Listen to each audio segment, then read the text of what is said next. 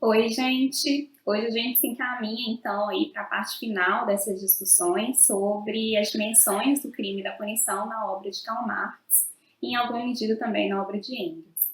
Então a gente viu, né, no último vídeo, como que aparece uma crítica incisiva do Marx a essas funções declaradas da pena, né, a esse discurso oficial, a esses discursos tradicionais acerca do que para que serve a pena, né? E aí, tanto o discurso de retribuição, quanto o discurso de dissuasão, quanto o discurso de melhoramento. E aí aparece uma crítica que diz respeito tanto ao conteúdo desses discursos, então o fato de, ora, eles tomarem como pressuposto um homem que só existe na abstração, uma abstração não razoável, né, e que, portanto, conformaria esse pensamento enquanto idealista, ora por uma carência de qualquer tipo de comprovação empírica possível, enfim. Mas, para além disso, né, essa crítica aparece intimamente relacionada com uma compreensão do direito em geral e do direito penal específico como ideologia. Ideologia no sentido de uma forma de consciência que provém da realidade, que tem uma base material, que é exatamente uma sociabilidade marcada pelos conflitos de classe. Então, uma forma de consciência que tende a expressar exatamente os interesses particulares da classe dominante, mas que se pretende apartada, destacada, autônoma, independente, deshistoricizada em relação a essa base material, né? Então, é uma forma de consciência que, ao mesmo tempo em que ela interfere no modo como os indivíduos interpretam a realidade, interpretam seus conflitos cotidianos e o resolvem, né, e atuam sobre eles,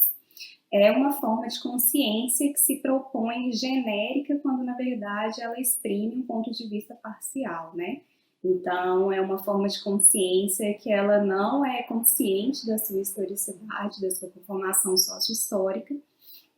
embora ainda assim, né, tenha uma atuação real e efetiva, tenha uma função real e efetiva no sentido de orientar os homens na compreensão e na resolução dos seus conflitos reais, né, nos seus conflitos cotidianos. E aí a gente viu, né, que o direito ele faz isso pressupondo exprimir aí uma vontade universal, uma vontade, um conjunto de interesses que predominariam dentro da sociedade, né? E o direito penal ele apareceria aí como forma de defender a sociedade diante de uma quebra, de uma violação a esses interesses mais fundamentais, né? É o que está expresso ainda hoje aí, numa visão de um direito penal como protetor de bens jurídicos, né? Que é algo que conforma, né, mesmo as correntes mais progressistas aí do nosso direito penal no tempo presente. Então, bom, tendo em conta aí essa visão geral sobre o direito, e claro que eu dei uma visão bastante resumida, né, e bastante específica sobre o direito, a crítica marxista ao direito, ela tem múltiplas dimensões, como eu busquei esclarecer no último vídeo, então teria várias outras questões que se poderia trabalhar, né, a questão do igual padrão de medida, a questão de uma compreensão jurídica de mundo, enfim, várias dimensões possíveis dessa crítica marxista ao direito, mas que eu não tenho condições de entrar aqui pela limitação do tempo, né? Mas aí sobre isso eu recomendo um livro que eu acho que está até disponível gratuitamente, não tenho certeza, mas esteve em algum período, que chama Para a Crítica do Direito, e que é um livro que reúne artigos, eu acho que dos principais nomes aí que vem pensando a crítica marxista do direito, ou a crítica marxista ao direito, depende exatamente da compreensão, no Brasil nos dias de hoje, né? Então fica aí a recomendação para quem deseja se aprofundar nessa discussão sobre a crítica marxista ao direito, que claro vai muito além, né, dessa nossa discussão mais específica sobre o sistema penal. Também o Pachucanes, né, que é considerado ainda hoje o teórico o crítico marxista do direito mais consequente, né? Provavelmente vocês vão discutir ele em algum momento, em alguma medida na próxima semana. E ele também vai nesse sentido, né? Também contribui aí para uma crítica marxista ao direito. Bom, então, tendo em conta aí essa noção geral de uma crítica marxista ao direito e de uma crítica marxista ao direito penal, sobre a forma de compreensão desse direito penal enquanto ideologia e de uma crítica às funções, aos discursos oficiais a respeito da pena, hoje a gente vai entrar mais propriamente nas contribuições que o Marx e também o Engels deram para uma visão, para uma análise que a gente poderia chamar de ontológico-genética ou ontogenética da pena, ou simplesmente materialista, ou como prefere o George Rush, uma análise sócio-histórica, né, de um método punitivo específico, que é aquele método punitivo atrelado ao sistema capitalista de produção,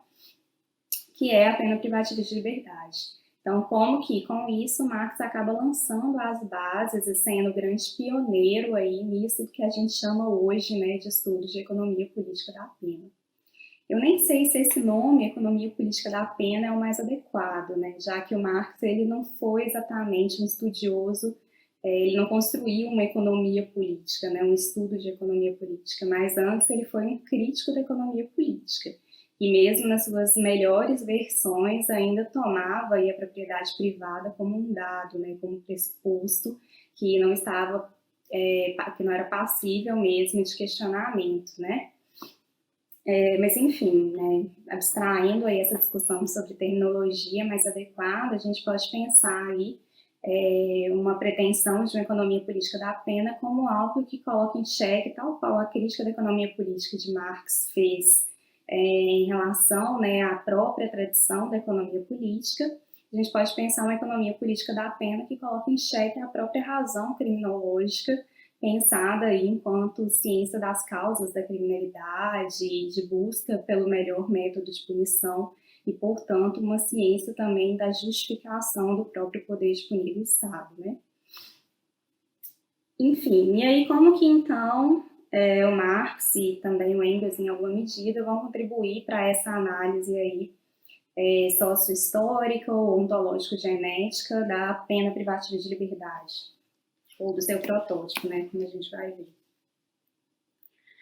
Bom, no capítulo 24 do livro 1 do Capital, né, que é um capítulo muito famoso, é um capítulo muito estudado, que é chamado sobre a assim chamada acumulação primitiva, o Marx ele vai descrever, ele vai tratar, né, de um processo histórico que é conhecido como acumulação primitiva, que é o processo histórico que é marcado, de um lado, né, pela acumulação de riquezas nas mãos de algumas pessoas, e de outro, pela expropriação de grandes massas humanas e, com isso, a formação de uma classe de pessoas inteiramente livre das amarras da gleba e livre também para vender a sua força de trabalho. Então, é aquele processo que constitui a pré-história do capital e que, né, cria aí as condições possíveis, as condições necessárias para o estabelecimento da chamada relação capital. E aí esse processo, ele tem início na passagem do século XIV para o século XV, e aí o Marx está descrevendo especificamente a acumulação primitiva na Inglaterra, né, que ele está tomando aí como grande ilustração histórica. E aí ele vai descrever que esse processo de acumulação primitiva, que constitui a pré-história do capital, ele tem início na passagem do século XIV para o século XV, com a dissolução dos séculos feudais. Depois, com a Reforma Protestante, ele recebe um novo impulso, né, a partir do roubo dos bens da igreja, principalmente. A igreja era detentora de uma boa parte das terras, e boa parte dessas terras que pertenciam à igreja era destinada ao trabalho dos camponeses, e que posteriormente, principalmente a partir do século XVIII, né, esse processo de expropriação desses trabalhadores do campo, que até então se dava apesar da lei, né, a partir de atos usurpatórios, atos fraudulentos, atos de violência direta mesmo, passa a receber algum contorno legal, né, a partir da lei dos cercamentos. Então, antes essa apropriação que se dava apesar da lei e contra a lei, passa a ser feito por meio da lei também, né? E aí esse processo, né, ele gerou a expropriação de grandes massas humanas E esses trabalhadores até então, né, eles possuíam e eles tinham condições de garantir a sua própria subsistência, possuíam os meios materiais de garantir a sua própria subsistência. Então, esse processo histórico de acumulação primitiva é basicamente o processo histórico de separação desse trabalhador em relação às condições de garantia da sua própria subsistência, né, das condições de garantia do seu autossustento. E aí, com isso, né, com esse processo, que foi o grande processo histórico que permitiu a incorporação do solo ao capital, né, e liberou campos aí para a agricultura capitalista, propiciou a acumulação de riqueza nas mãos de alguns e, ao mesmo tempo, né, liberou essa grande massa humana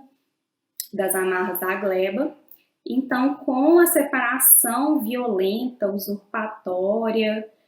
sanguinária mesmo, desses trabalhadores em relação à terra, né, que até então eles possuíam e tiravam delas condições de autossustento, o que a gente tem é um processo em que esses trabalhadores do campo, eles são obrigados, então, a migrar para cidades como forma de tentar garantir de um jeito novo, né, de inventar um jeito novo de garantir o seu próprio sustento. Então, com isso, né, a gente vê conformada as condições objetivas para a relação capital, para o próprio modo de produção capitalista se desenvolver, que é exatamente se defrontar em dois sujeitos muito específicos, que sendo um, né, detentor dos meios de produção e o outro detentor exclusivamente de sua força de trabalho, né? Então, o proletariado moderno, ele vem justamente, no caso inglês, desses trabalhadores do campo que são expropriados violentamente das suas terras e são obrigados a migrar para a cidade, detendo aí apenas sua força de trabalho como modo de garantir sua subsistência. Então, eles eram obrigados a vender sua força de trabalho a preços baixíssimos ao capitalista, né, que é esse outro sujeito, esse outro portador de mercadoria. Então, esses dois sujeitos se defrontam, né, e com isso está garantido aí as condições da chamada relação capital. Mas o que o Marx vai chamar a atenção é que esses trabalhadores, eles não poderiam ser absorvidos pelas manufaturas em ascensão com a mesma velocidade com que vieram ao mundo, né? Era um processo muito amplo, era um processo muito generalizado, então eram grandes massas humanas mesmo, que não poderiam ser absorvidos em sua integralidade de forma imediata pelas manufaturas. Ao mesmo tempo, a gente tinha um processo muito delicado aí, que era um processo subjetivo de adaptação desses trabalhadores em relação a uma rotina de trabalho completamente distinta daquela em relação à qual eles estavam acostumados. Então, a gente tem essa dupla faceta, né? A impossibilidade de as manufaturas acolherem de forma imediata todos esses trabalhadores que migravam em peso para as cidades, quanto também uma dificuldade específica, mesmo em relação a esses que conseguiam ser absorvidos, deles se adequarem imediatamente a essas novas condições de produção, a essas novas condições de trabalho, que eram muito distintas, né, da forma como eles enxergavam a vida e do modo como eles levavam a vida até então. Então, com isso, né, uma grande massa desses camponeses expropriados, desses trabalhadores expropriados, acabaram convertendo-se massivamente, e aí é uma passagem que eu já tinha mencionado no vídeo anterior, que eles converteram-se massivamente em mendigos, ladrões, vadios. Aí o Marx vai dizer, em parte por predisposição, mas principalmente, sobretudo, por força das circunstâncias, né? Que as circunstâncias eram exatamente essas, o fato deles terem sido separados violentamente, né, num processo aí que, segundo Marx, está gravado nos anais da humanidade com traços de sangue e fogo, que não tinha nada de idílico, que não tinha nada de pacífico, que não tinha nada de consensual, como costumam descrever os economistas liberais, né, os liberais clássicos, de que a conformação do capitalismo, a história do capitalismo é uma história de conquista de bens por meio do trabalho e por meio do direito, quando, na verdade, o que teve vez foi um processo violento de subjugação e, inclusive, que teve como um dos seus momentos fundamentais o colonialismo, né, com toda a violência a ele atrelado. Então, enfim, as condições, né, que geraram, as circunstâncias que geraram essa questão social aí, né, desses trabalhadores converterem-se massivamente em mendigos, vadios, ladrões, era exatamente essa, né, essa expropriação violenta que foi seguida por esse condicionamento desses trabalhadores não poderem ser absorvidos imediatamente pelas manufaturas, e ao mesmo tempo não conseguirem se adaptar com facilidade, né, a essa nova rotina de produção, a essa nova rotina de trabalho. E aí, qual foi o modo, né, que o sistema capitalista, que então se afirmava como um modo de produção preponderante, né, como um modo de produção e reprodução da vida imediata, qual foi o modo que ele encontrou de lidar com essa situação, né, dessa conversão massiva aí de pessoas em ladrões, mendigos e etc. Se sucedeu a isso as chamadas leis terroristas ou leis sanguinárias, né? Eu também cheguei a mencionar essas leis em um momento anterior, né?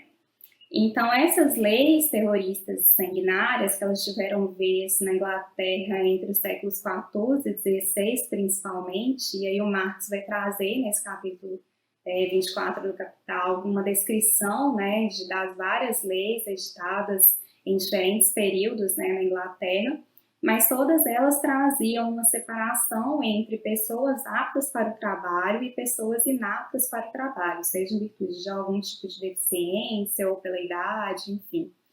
Para aquelas pessoas que eram consideradas inaptas, essas leis elas garantiam uma assistência, né? Então essas pessoas não eram exatamente punidas. Mas para aquelas pessoas que eram consideradas aptas para o trabalho, essas leis determinavam medidas punitivas que iam desde a escravização, passando por açoites, marcação a ferro, né, marcação à brasa, até propriamente a pena de morte. Então, essas leis são chamadas pelo Marx de leis terroristas e leis sanguinárias, né, que realmente eram leis que abateram aí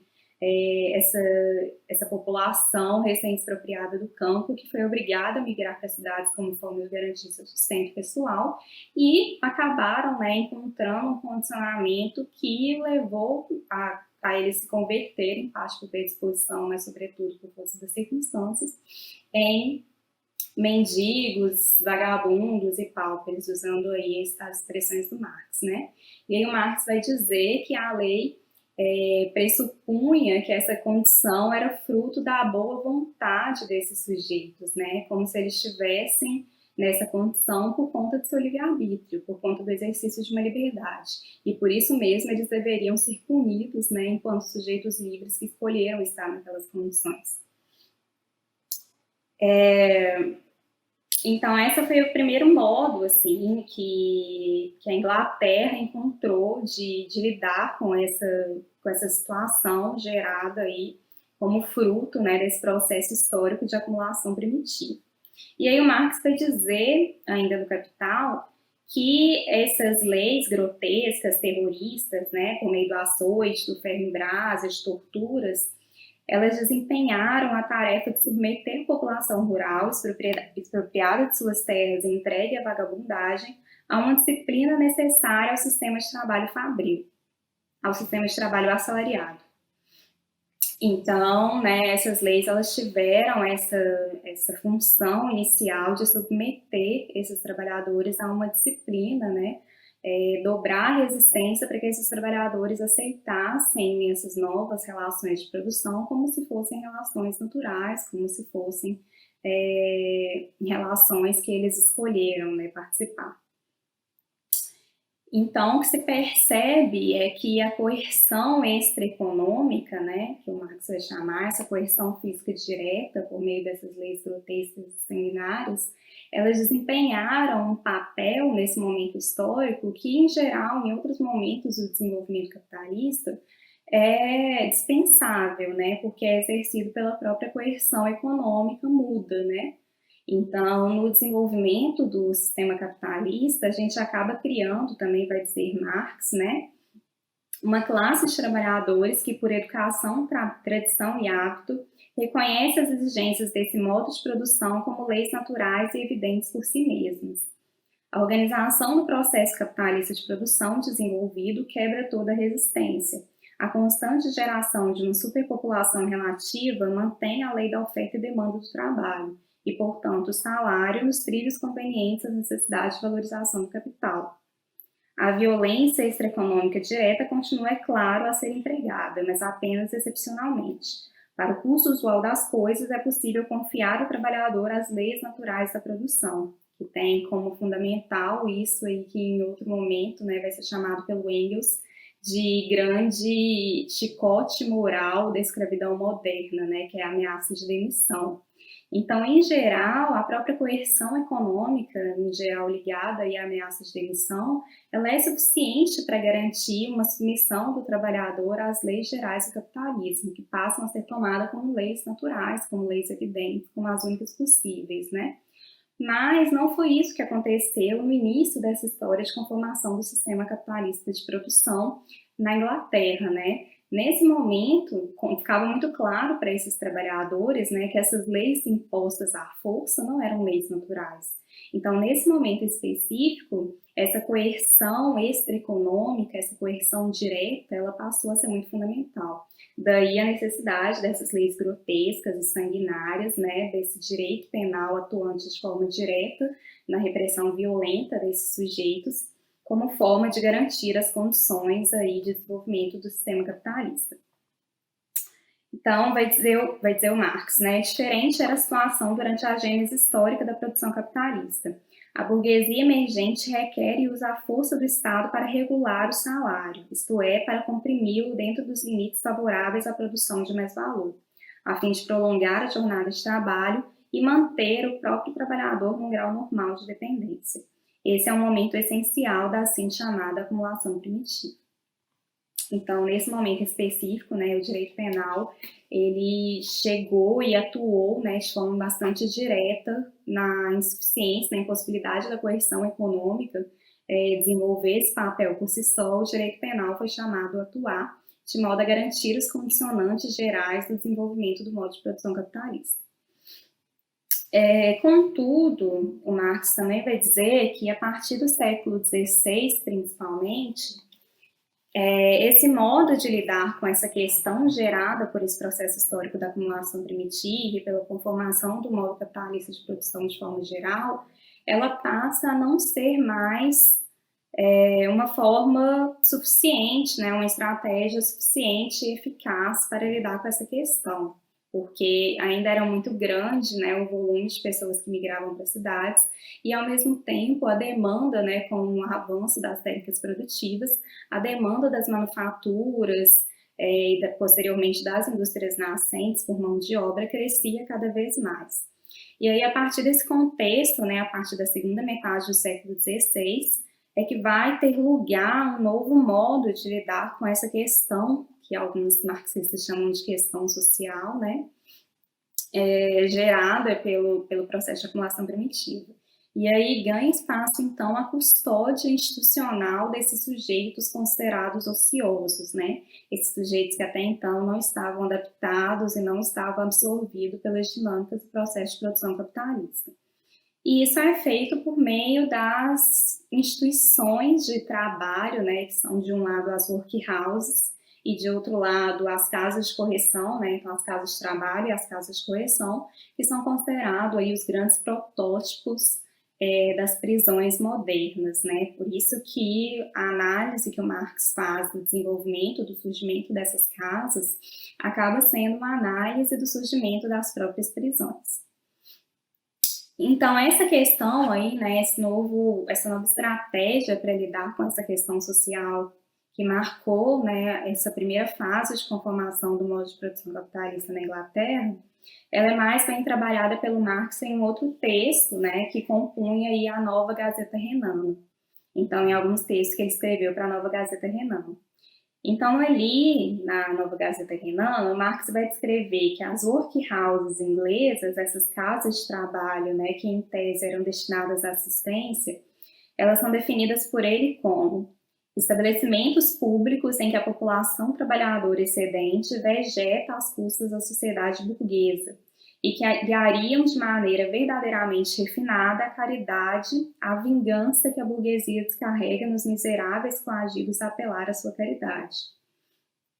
Então, essas instituições, né, que se vestiam aí, que se encobriam sob as vestes de caridade pública, na prática, né, por mais que elas tivessem esse discurso da caridade, esse discurso da assistência, que em outros momentos o Marx vai descrever como sendo uma caridade feroz, né, então é uma caridade aliada a uma vingança por parte da burguesia, na prática, as casas de correção e as casas de trabalho, né, em tese, as casas de trabalho eram destinadas à assistência, à caridade, e as casas de correção eram destinadas propriamente a pessoas que praticavam crimes, né, então a punição pela prática de crimes. Mas o que tanto Marx quanto Engels vão descrever é que, no fundo, essas casas elas não se distinguiam, né, fundamentalmente no seu modo de operacionalização, menos ainda na função real, na função social que ambas desempenhavam, né, que era exatamente atender às necessidades daquele capitalismo ainda em vias de gestação e de consolidação. Então, na descrição que o Marx vai fazer sobre as workhouses, que em tese, né, eram casas destinadas à caridade pública, destinadas à assistência, isso fica bastante claro. Então, ele vai dizer: os pobres diabos não apenas são alimentados com os meios de subsistência mais parcos, miseráveis e que mal são suficientes para a reprodução física, como também sua atividade é limitada a uma simulação de trabalho improdutiva, repugnante, embotadora do espírito e do corpo, por exemplo, mover moinhos a pedal. Para tornar perfeitamente claro aos infelizes toda a grandeza de seu crime, um crime que consiste em, no lugar de ser material produtivo e lucrativo para a burguesia, como no curso normal da vida, ter se transformado antes em custo para seu usufrutuário nato, do mesmo modo que os tonéis de bebidas deixados no depósito se tornam custo para o comerciante de álcool, para que aprendam a perceber toda a grandeza desse crime, são privados de tudo que se concede aos criminosos comuns. Convívio com mulher e filhos, entretenimento, fala, tudo. Então, aí ele descreve, né, como que às vezes as condições de vida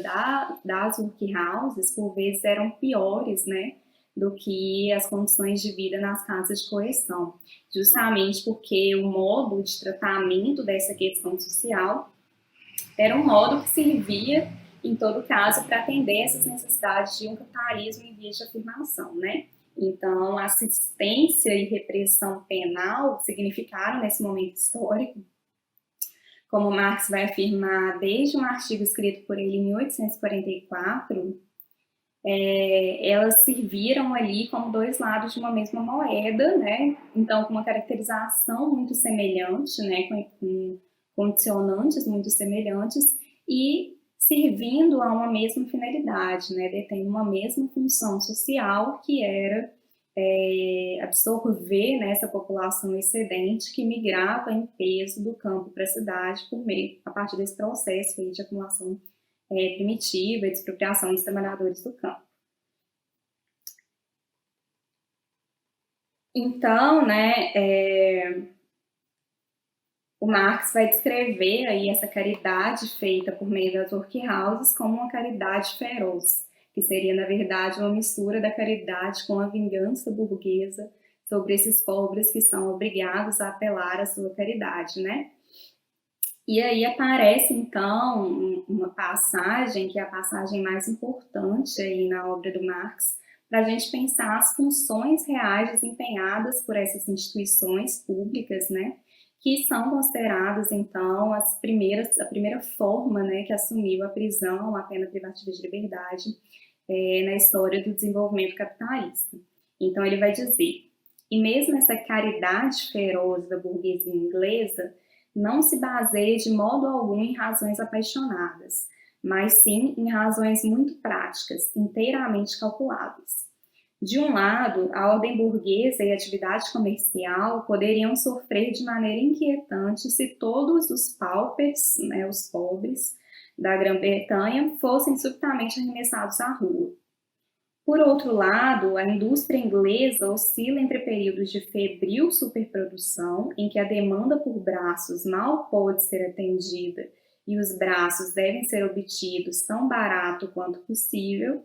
e períodos de recuo comercial, em que a produção excede largamente o consumo e apenas com esforço a metade do exército de trabalhadores pode ser empregada, com metade do salário.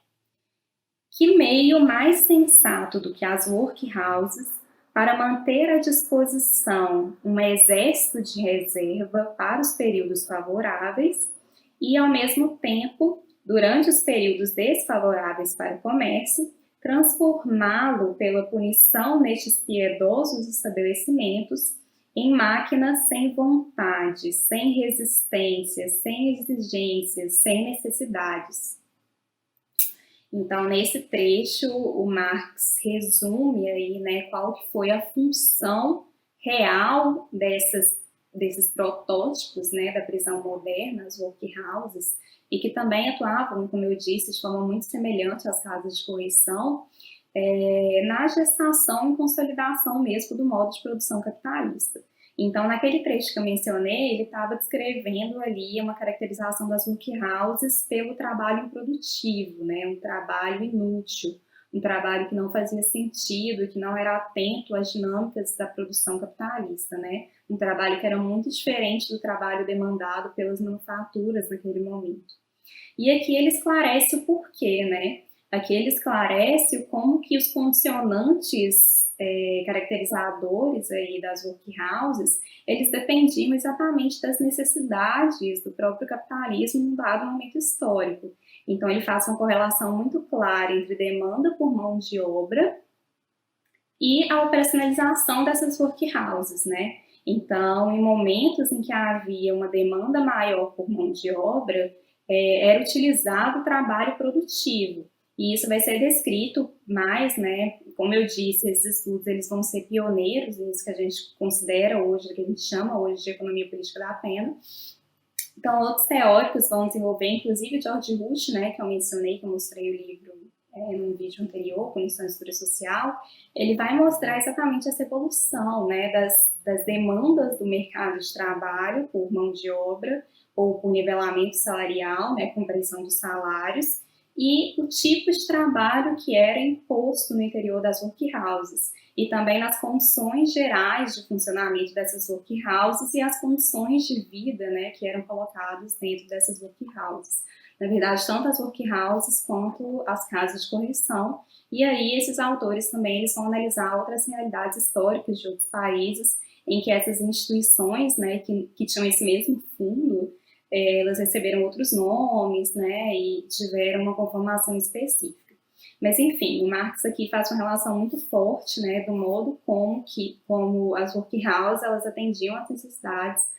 do capitalismo, seja como medida, né, de conformação do proletariado, né, então com o que é chamado às vezes de fábrica de proletários, ensinando a rotina da produção e ensinando aquele tipo de trabalho que era demandado pelas manufaturas,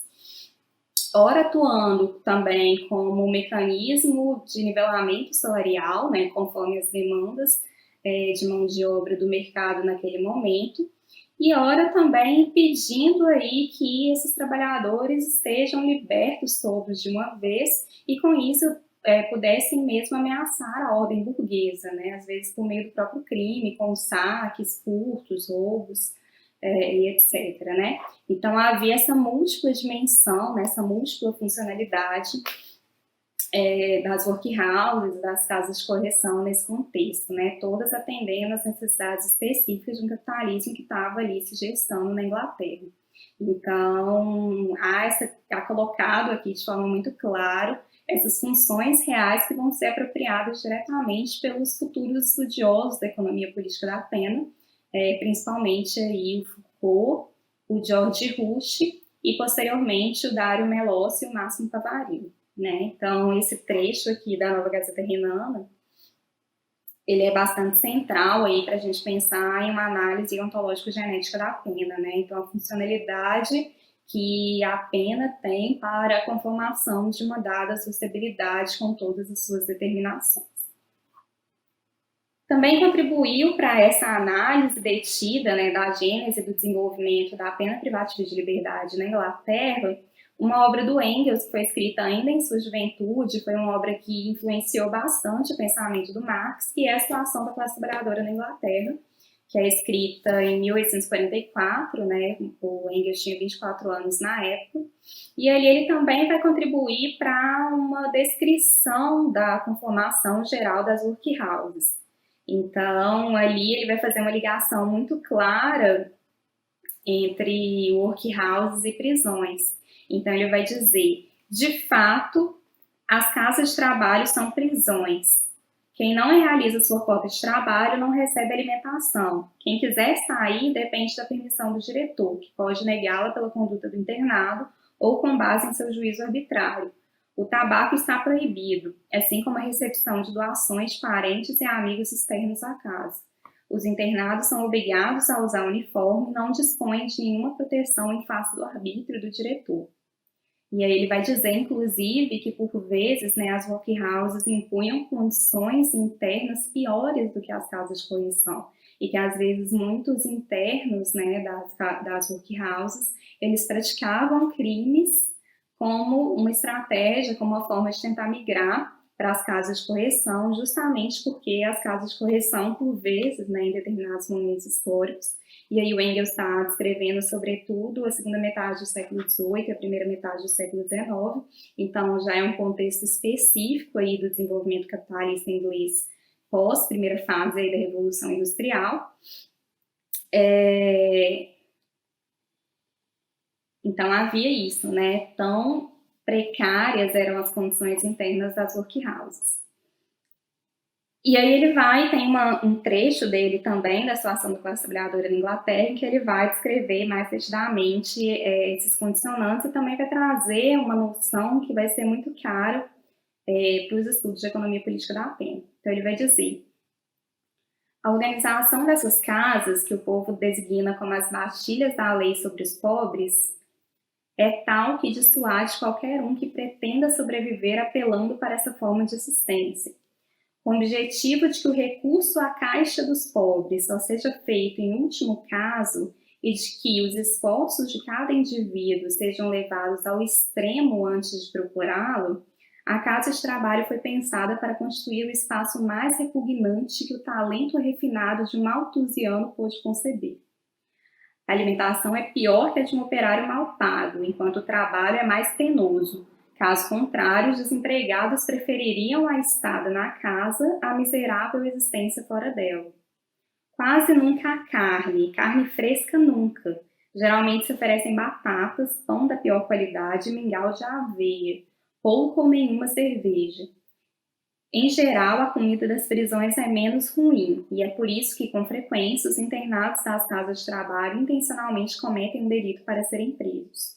De fato, as casas de trabalho são prisões, né? E aí vem aquele trecho que eu já mencionei anteriormente. Então, quando ele faz, né, essa descrição de como que as casas de trabalho, elas impunham condições de vida extremamente precárias, né, que desafiavam a criatividade de um malthusiano, ele está descrevendo aquilo que vai ser tomado posteriormente como muito importante no estudo de economia política da pena, que é o princípio da menor elegibilidade, que significa dizer que as condições de vida no interior das prisões, elas têm que ser sempre piores do que as condições de vida, que as piores condições de vida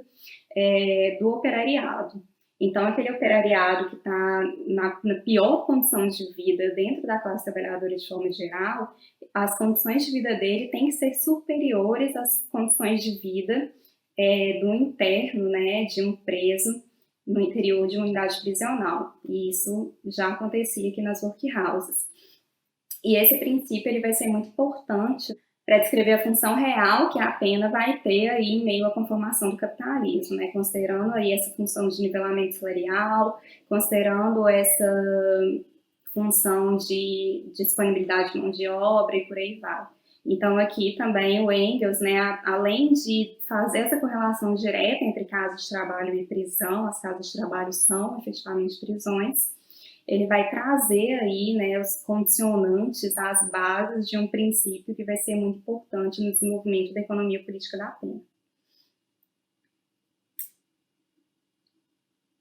E aí, assim, como eu disse, o Engels está descrevendo um momento histórico que já era muito diferente daquele momento histórico de quando as workhouses surgem pela primeira vez. Então, nesse momento em específico, né, ele foi caracterizado pela imposição de trabalho inútil. Então, ele vai dizer, para que não se faça concorrência à indústria privada, os trabalhos realizados nas casas são especialmente inúteis. Os homens quebram pedras, tantas quanto um homem robusto pode quebrar no exaustivo dia de trabalho. As mulheres, as crianças e os velhos desfiam por dames de navio. Já não me lembro com que objetivo insignificante. Então, também tinha essa dimensão, né, de que em momentos históricos específicos, em que a demanda por mão de obra não era grande, a pena ela teria essa função aí de o trabalho carcerário não poderia ter essa concorrência em relação à indústria, né? Então isso acabava justificando aí um trabalho inútil, né? Um trabalho embatuador do espírito, um trabalho que não era um trabalho demandado pela indústria.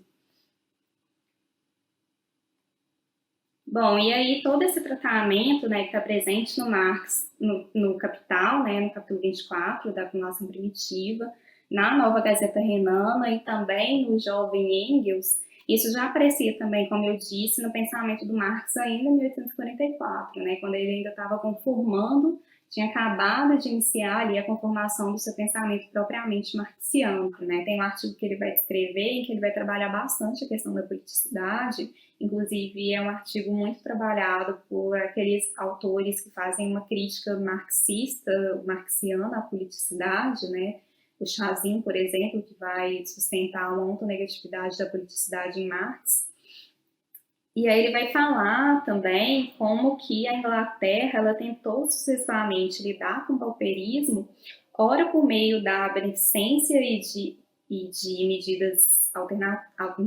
administrativas, e como que isso, em determinados momentos, né, essa administração política da pobreza, essa beneficência, ela acabava se alternando em determinados momentos com a repressão penal. Então, ele vai descrever esses avanços, né, que por diversas vezes o Estado inglês tentou recorrer à caridade e a medidas administrativas como uma forma de lidar com o pauperismo, e ele vai dizer: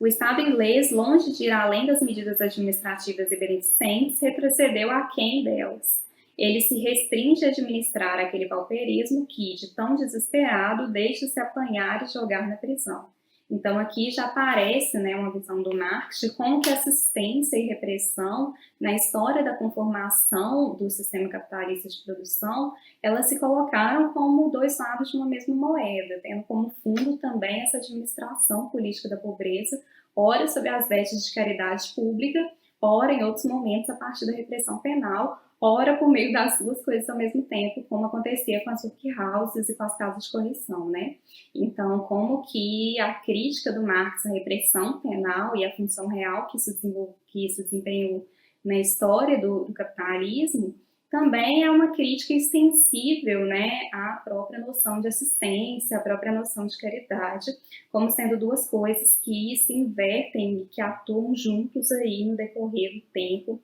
e no decorrer desse histórico, né? Então ele vai dizer, né, porém, por mais que os estados tivessem se ocupado do pauperismo, sempre se tiveram a medida de administração e de assistência, ou ainda mais, desceram abaixo da administração e da assistência, fazendo uma referência clara e, portanto, né, à repressão penal. Bom, então, né, esses são os estudos, essas são as contribuições que o Marx e o Engels vão trazer diretamente para uma análise genética mesmo, né, da gênese, do desenvolvimento, da função real desempenhada no decorrer desse desenvolvimento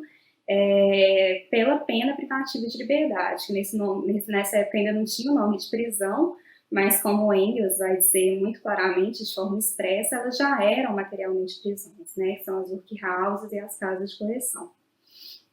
Então, aqui aparece já, né, então, como eu disse, uma conclusão do Marx, que essas casas de trabalho, elas funcionaram ao mesmo tempo como um meio de nivelamento salarial, como forma de ensinar a rotina do trabalho fabril, como forma de dobrar a resistência dos trabalhadores a aceitar essas leis impostas pelo capitalismo por meio da violência usurpatória, como sendo leis naturais e evidentes, e em alguns momentos também, né, para impedir que a disponibilidade dessa população no meio livre acabasse atacando, né, a ordem burguesa e seus pressupostos fundamentais, principalmente propriedade privada. E aí também tem um papel muito claro do direito, né, principalmente Marx e também o Engels vão trabalhar isso, como é exatamente nesse período que a gente tem a generalização de uma concepção jurídica de mundo que vai substituir uma concepção religiosa de mundo, né? Também é esse o contexto, como a gente pode perceber, das revoluções liberais burguesas que vão exatamente afirmar, né, essa concepção jurídica de mundo. Então, nesse processo aí desse capitalismo que se consolida a partir desse processo histórico de acumulação primitiva, que é baseado de novo na violência, né, a violência como a grande parteira dessa nova sociedade, ele dá vestes de legalidade oficial a essa violência usurpatória, né? Então, o direito aí atua como ideologia, afirmando o sujeito de direito, afirmando a igualdade jurídica e afirmando a liberdade contratual, é justamente o direito que vai propiciar essa mediação de compra e venda da força de trabalho entre o proletariado e capitalista, né? Então, o capitalista, que era detentor dos meios de produção, e o proletário, que era detentor exclusivamente de sua força de trabalho, esse proletário é obrigado a vender sua força de trabalho por preços baixíssimos, e o direito ele surge exatamente para afirmar que essa venda, né, que se assemelha a uma escravidão moderna, na visão do Engels, ela se dava como fruto da boa vontade desse sujeito, né, como fruto de um livre-arbítrio, como fruto de uma liberdade contratual, e esses sujeitos são postos, né, numa situação, no meio da circulação, na esfera da circulação, em uma posição de igualdade, né, por meio do direito, a partir da chamada igualdade jurídica. Então, o direito, né, ele vai desempenhar um papel bastante fundamental também na consolidação do modo de produção capitalista, dando áreas de legalidade oficial, né, a esse cenário que surge aí a partir de um processo violento, um processo usurpatório, um processo que está, de novo, gravado nos anais da humanidade com traços de sangue e fogo, né? Então, quais são as conclusões gerais que a gente pode extrair de tudo isso que a gente tem falado ao longo dessa semana, né? Sobre a questão do crime e da punição na obra de Marx e Engels. A primeira coisa é essa que a gente falou, que a gente bateu muito na tecla nessa aula. Então, Marx e Engels, eles lançam as bases aí para uma análise ontológico-genética da pena privativa de liberdade, que é o método punitivo por excelência, né, do sistema capitalista de produção. E aí, o que eu estou dizendo, né, quando eu falo de uma análise ontológico-genética? A análise ontológico-genética é simplesmente ligar a funcionalidade da punição para a economia? É simplesmente fazer uma ligação entre economia e punição? Mais ou menos, né? Não é exatamente isso. Não se trata de um mero mecanicismo, de uma mera determinação econômica sobre tudo, né? Quando a gente fala de análise ontológico-genética, a gente está compreendendo que a realidade ela é uma síntese de múltiplas determinações. Então, o real ele existe enquanto totalidade e essa totalidade ela é composta por uma série de complexos, né, que são chamados de complexos parciais. O direito, o Estado, a cultura, a moralidade, por aí vai. Esses complexos parciais, eles contêm determinações, múltiplas determinações reflexivas, então eles determinam, né, uns aos outros, e eles também determinam aquilo que é considerado um momento preponderante em meio a essas relações, que é o momento da produção da vida imediata, que também não quer dizer estritamente econômico, né? Mas como seres sociais, nós, num primeiro momento, né, o primeiro modo como a gente se coloca na realidade é buscando a satisfação de forma teleológica, né, atuando de forma teleológica, buscando a satisfação das nossas necessidades vitais, das nossas necessidades imediatas, comer, dormir, beber, enfim. E é por isso, né, que a produção é o momento preponderante em meio a essa síntese de múltiplas determinações. Mas esses complexos parciais, eles também têm determinações em relação a esse momento preponderante. Então, compreender, né, a especificidade desses vários complexos parciais, ao mesmo tempo que se entende que eles não são independentes em relação a esse momento preponderante da produção,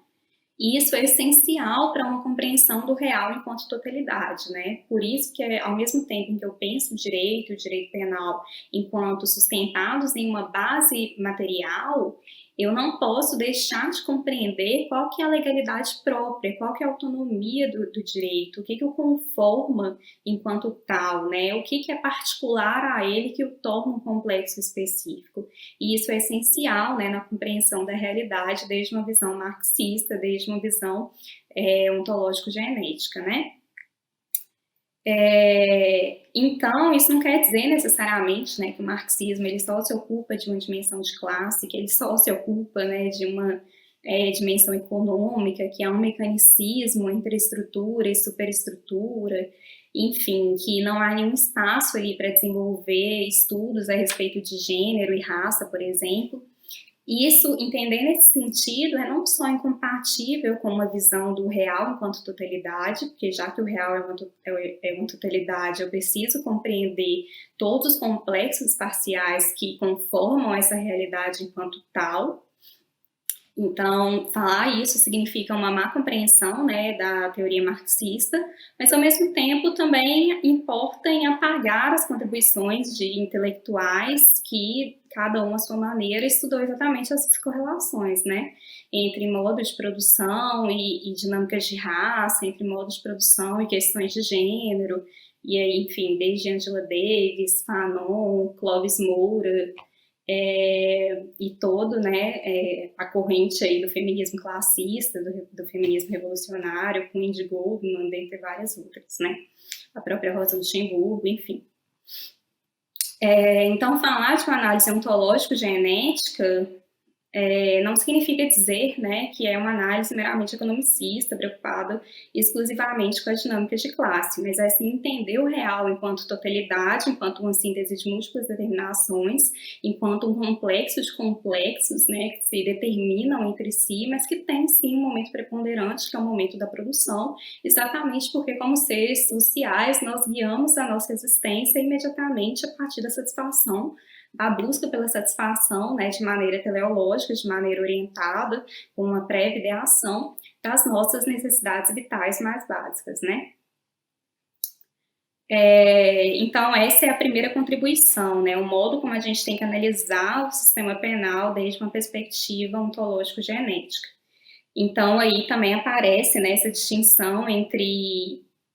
pensar o materialismo e pensar o idealismo, né? Então, quando a gente analisa o sistema penal desde uma perspectiva marxista, a gente tem que ter em conta que não é a consciência dos homens que determina o seu ser, mas antes é o ser que determina a consciência, né? Então, eu não posso partir simplesmente das ideias, né, das formas de consciência como sendo um reflexo, né, uma reprodução no nível ideal da materialidade, como sendo ponto de partida para as nossas análises. Ao contrário, né, uma visão marxista, uma visão materialista, ela tem que partir da própria praxis, da própria materialidade, da própria realidade afetiva, para dela abstrair, né, tirar algumas abstrações usuáveis e assim compreendê-la em sua efetividade, né? Isso não quer dizer também, né, não é muito correto a gente falar que há um método em Marx, que há categorias prévias que eu vou aplicar na compreensão da realidade, justamente porque falar em materialismo não é falar simplesmente em empiria, né? Não é falar simplesmente em método empírico, justamente porque o marxismo ele traz essa distinção muito clara entre aparência e essência, ou entre essência e existência, né? Como Marx e o Engels vão falar na ideologia alemã. Então, a gente tem essa distinção muito clara, né, que vai ter repercussões muito claras no modo como a gente compreende o sistema penal. Então, eu não posso compreender o sistema penal partindo simplesmente das suas funções declaradas, partindo e pressupondo a pena tal qual os economistas políticos pressupunham a propriedade privada, e buscando modos, né, de justificar essa pena ou de buscar um melhor método de punir. Na verdade, eu tenho que analisar essa pena naquilo que ela é, né, naquilo que ela materialmente é, a partir de uma análise sócio-histórica, a partir de uma análise da gênese, da evolução e de sua conexão íntima, né, em meio a uma realidade que é uma síntese de múltiplas determinações. De outro lado, também, uma crítica aí da compreensão marxista, né, desses comentários, ainda que esparsos, né, do Marx e do Engels sobre a questão do crime e da punição, deixam bastante claro como que o sistema penal ele não é independente do direito de forma geral. Então, como que uma crítica ao sistema penal não pode vir desassociada de uma crítica ao próprio direito. Essa desassociação ela é típica de algumas correntes dentro da criminologia, principalmente um abolicionismo que é mais tradicional e que bebe em outras fontes que não o marxismo, né? A gente tem dois abolicionismos distinguíveis aí, pelo menos dois distinguíveis dentro da criminologia. Então, há um abolicionismo aí que tem como grande nome Luke Hussmann, por exemplo, que não traz exatamente uma associação entre crítica ao sistema penal e à cultura punitiva e crítica ao direito, né? Pelo contrário, vê que o problema está, na verdade, no sistema penal e sua abolição não tem qualquer relação com a abolição do direito de forma geral. Já na perspectiva marxista, não posso desassociar as duas coisas, né? Uma crítica ao sistema penal necessariamente pressupõe uma crítica ao direito, a qual, por sua vez, pressupõe uma crítica à sociabilidade capitalista de forma geral. Então, eu critico o sistema penal na mesma medida em que eu critico a sociabilidade capitalista. Não tem como eu fazer essa autonomização, né? Eu criticar o sistema penal como se ele fosse autônomo, como se ele fosse independente dessa base material que lhe dá sustentação, que é exatamente a sociabilidade do capital com todas as suas determinações. Então, falar, né, em uma abolição do direito penal só faria sentido, na verdade, se eu falar também em uma transformação radical das condições de vida que lhe dão sustentação. Então, só faz sentido se eu falar também numa superação dessa condição, né, desse estado de coisas que é a própria sociabilidade capitalista. Então, para falar em abolição ou superação do direito penal, eu preciso falar também em superação ou abolição do direito, e eu preciso falar também em superação do próprio modo capitalista de produção. Isso é bastante essencial. Uma questão também que é importante mencionar, né, que é quando Marx faz essa análise, Marx e Engels, né, fazem essa análise ontológico-genética da pena e concatena suas funções em meio ao desenvolvimento capitalista, o Marx está tratando ali do caso inglês, né? Então, esse caso inglês, ele não conforma uma história universal do capitalismo, né? Não há uma história universal do capitalismo em Marx. Então, o caso inglês, como eu disse anteriormente, ele é tomado como ilustração histórica, justamente pelas particularidades do desenvolvimento inglês, né? Aí no país que é o berço do capitalismo, o berço da Revolução Industrial, enfim.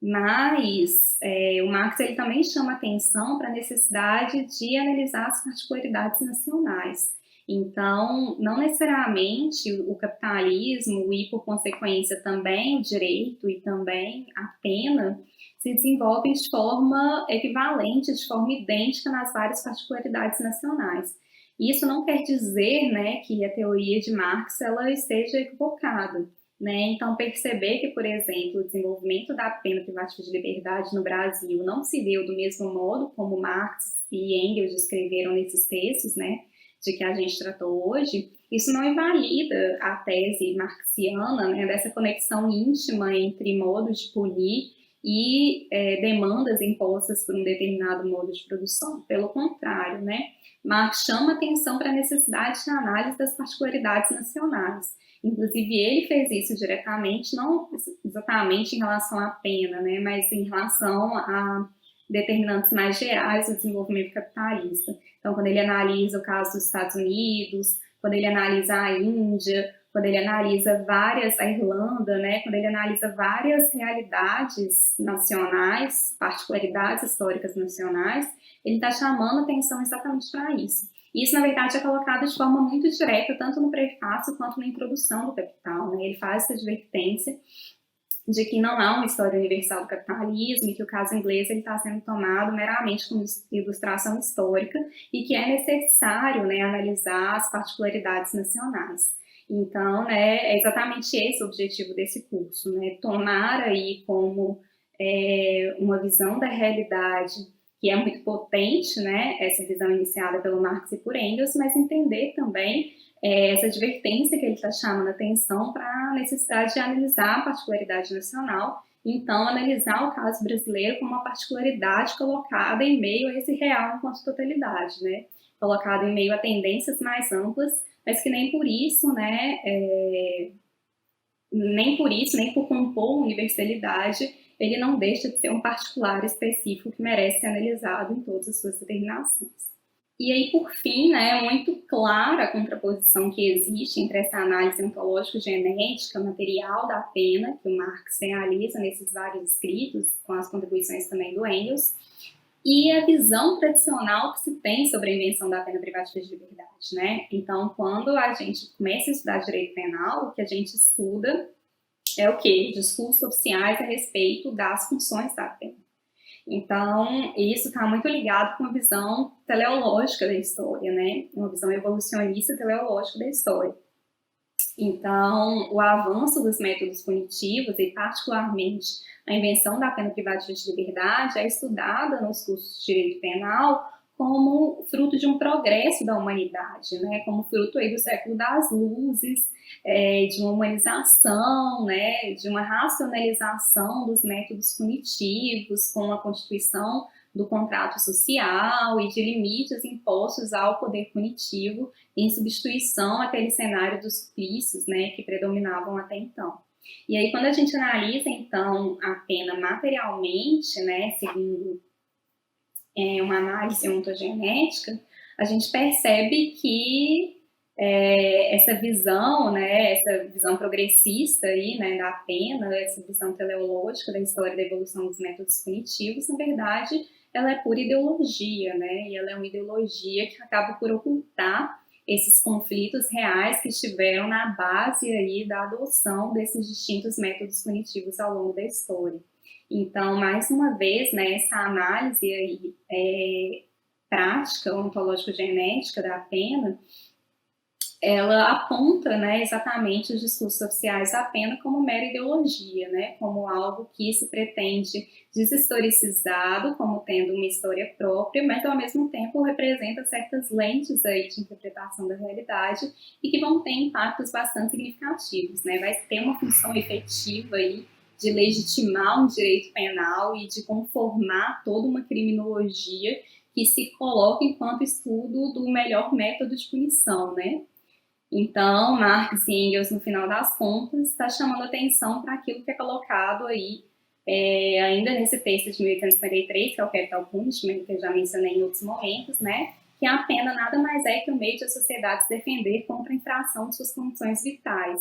Mas isso não quer dizer, né, que a pena existe para a defesa social, no sentido de proteger interesses genéricos e comuns a todos os cidadãos, mas sim que a pena existe para manter aqueles condicionamentos específicos de um determinado modo de produção e reprodução da vida imediata, que é a sociabilidade do capital, né? Então, Marx aí, retomando o que ele diz na Sagrada Família, no fim das contas, Marx, né, e falar de Marx hoje na criminologia, é um compromisso aí de analisar o que a pena materialmente é, né? Então, não mais discutir sobre os distintos modos de punir, como fez o penalista Rodolfo, mas sim discutir sobre a pena em si. Então, fica esse convite aí para analisar a pena em si, em meio à nossa realidade de um capitalismo dependente de via colonial, de América Latina. E fica aí aberto, então, né, esse curso. E claro que eu tive todas as limitações para tratar desse tema, né, as limitações de tempo, as limitações de virtualidade, limitação também de falta de técnica para lidar aí com os recursos tecnológicos, mas temos aí todo esse espaço de discussão por meio dos fóruns, então a gente continua esse debate lá. Fica então um compromisso aí de analisar a pena em si, desde o contexto do capitalismo dependente brasileiro.